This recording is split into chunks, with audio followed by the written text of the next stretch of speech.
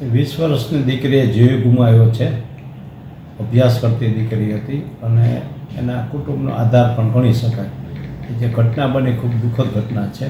આવું કોઈ સાથે ન બનવું જોઈએ. અને આપ જે કહો છે કે બેફામ ડમ્પર રાજકોટને, હું તો એમ સમજું છું કે લગભગ નેશનલ હાઈવે ઉપર સિટીમાં બધે આ જ પરિસ્થિતિ છે અને ખરેખર આને કંટ્રોલ કરવાની ખૂબ જરૂર છે.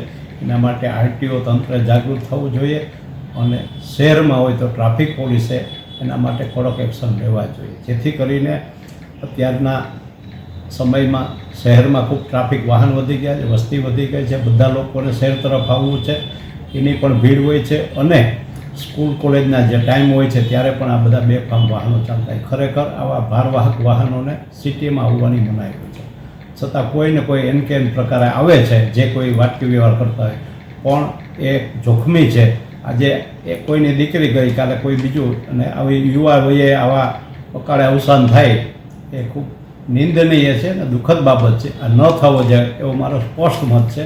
વધારામાં એવું કહું છું કે આ જ ડમ્પરો છે એ હાઈવે ઉપર પણ ખૂબ સ્પીડમાં, દાખલા તરીકે તમે ચોટીલાથી લીંબડી કે અમદાવાદ વચ્ચે જોશો તો બેફામ ચાલતા હોય છે.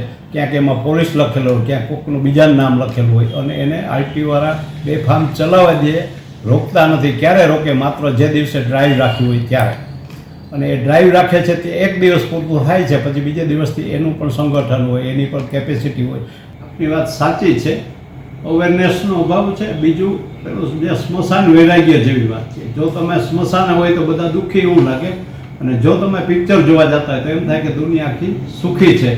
હોસ્પિટલે જાઓ એટલે તમારા ચહેરા ઉપર ભાવ તરફ પ્રગટે કે બધા બીમાર છે. એટલે આ જે બનાવ બને ત્યારે થોડા દિવસ તંત્ર કે જે કોઈ અધિકારી કે જાગૃત થાય, ન્યૂઝવાળા, તમારા જે મીડિયાવાળા એનું સ્પોર્ટ ઉપર અભિપ્રાય આપે, એનું ઇન્ટરવ્યૂ લે, પણ પછી બીજે ત્રીજે દિવસે બધા જ લોકો ભૂલી જાય. વેદના માત્ર જેના ઘરના ગુમાવે એની વેદના રહી જાય છે જિંદગીભરને, એની કોઈ જવાબદારી કોઈ કશું હોતી નથી.